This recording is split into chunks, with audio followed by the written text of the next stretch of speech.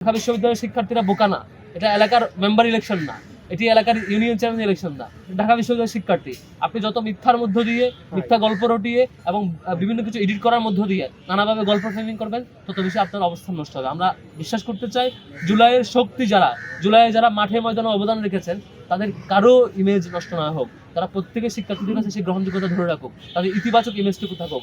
কে জয়ী হবে কে পরাজিত হবে সেটি ইলেকশন পরবর্তী বোঝা যাবে, কিন্তু তার আগ পর্যন্ত কাউকে বিশ্ববিদ্যালয়ের শিক্ষার্থী হিসেবে যে ইমেজ দেখার কথা, যে ভাবমূর্তির মধ্য দিয়ে দেখার কথা, সেটুকু দেখুক বলে আমরা প্রত্যাশা করতে চাই। তাই সকল প্রতিযোগী ভাইদেরকে, আমাদের বন্ধু সংগঠনের ভাইদেরকে অনুরোধ করবো ছাত্র শিবিরের ব্যাপারে এবং অন্যান্য প্রতিযোগীর ব্যাপারে যে ধরনের ফ্রেমিং করা হচ্ছে, যে ধরনের আজেবাজে ভিডিও এডিট করা হচ্ছে, এগুলো থেকে দূরে থাকার অনুরোধ করবো। সর্বশেষ গতকালকে রাতেও আমাদের দুইজন প্রার্থীকে নিয়ে এআই দিয়ে বিভিন্ন ভিডিও এডিট করে প্রচার করা হয়েছে। এগুলো খুবই দুঃখজনক। আমরা সবাইকে আহ্বান করবো, আমরা সবাই মিলেমিশে কাঁধে কাঁধ রেখে একসাথে ক্যাম্পাস থেকে গড়বার জন্য শপথ নেই। জুলাই জিতবে, যেই জয়ী হয়ে না কেন, বিশেষে আমাদের জুলাইয়ের শক্তি জিতবে বলে বিশ্বাস করছি এবং ক্যাম্পাসে আমরা ঘুরবো। সানবিট সব দিবে সামাল। সানবিট ম্যাজিক প্রেস ডিশওয়াশিং এর মাথা ঘোরানো সলিউশন। ডাকসু ইলেকশন সেটি হচ্ছে মূলত জুলাইয়ের শক্তিদের মধ্যে, জুলাইয়ের যে আমরা সবাই মিলেছিলাম, সবাই মিলে একসাথে ইলেকশন করছি। এখানে যে জিতি, যে জয় লাভ করি, তাদেরকে শিক্ষার্থীরা নির্বাচিত করে সবাই মিলে জুলাই জিতবে, জুলাই দিন শেষে বেঁচে থাকবে, সেটা বিশ্বাস করতে চাই।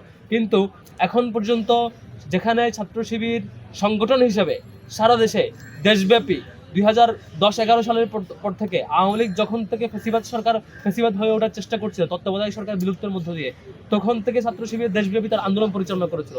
করতে যে শত শত শিক্ষার্থীকে ক্রস ফায়ারের মুখোমুখি হতে হয়েছে, শত শত শিক্ষার্থীকে দিন দুপুরে ক্রস ফায়ার দিয়ে হত্যা করেছে সারা দেশে। আমরা এখনো চট্টগ্রাম বিশ্ববিদ্যালয়ে সেই 5-7 জন শিক্ষার্থীর কথা আমাদের এখনো মনে পড়ে, রাজশাহী বিশ্ববিদ্যালয়ে সেই নুমানি ভাইয়ের কথা মনে পড়ে, যাদেরকে দিন দুপুরে হত্যা করা হয়েছে। এভাবে সারা দেশে ছাত্র শিবিরের জনশক্তিদেরকে ক্রস ফায়ার দিয়ে হত্যা করা, ছোট ছোট প্রোগ্রাম থেকে গ্রেফতার করে বা পাঠচক্র বা অন্যান্য স্টার সার্কেল থেকে গ্রেফতার করে অস্ত্র মামলা দেওয়া এবং সারা দেশের সকল পর্যায়ের থানা থেকে ওয়ার্ড পর্যন্ত সকল পর্যায়ের দায়িত্বশীলদেরকে গুম করে নিয়ে যাওয়া, এই সামগ্রিক পরিস্থিতি দেশব্যাপী ছাত্র শিবির ফেস করেছিল।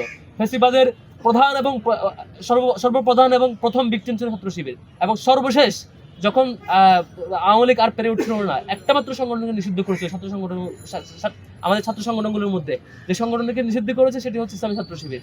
এরপরও যেসব যারা অনলাইনে বিভিন্ন পেজের মধ্যে দিয়ে ছাত্র শিবিরকে প্রপাগান্ডা চালাচ্ছেন, নিশ্চয়ই বিশ্ববিদ্যালয়ের শিক্ষার্থীরা আমরা যে গত 15-16 বছর ধরে দীর্ঘ লড়াইয়ে সবচাইতে বেশি ভিক্টিম হয়েছে, সবচাইতে বেশি জীবন দিতে হয়েছে এবং সবচাইতে বেশি ক্রস ফায়ারের মুখোমুখি হয়েছি, সবগুলো গল্প শিক্ষার্থীরা নিশ্চয়ই জানবেন। আপনাদেরকে বিনীত অনুরোধ করবো এই বাজে ফ্রেমিং থেকে, মিথ্যা অপপ্রচার থেকে, ইতিহাসকে লুকানোর জায়গা থেকে সরে আসবেন। আপনাদের যে ইতিবাচক জায়গা সেগুলো দেখাবেন।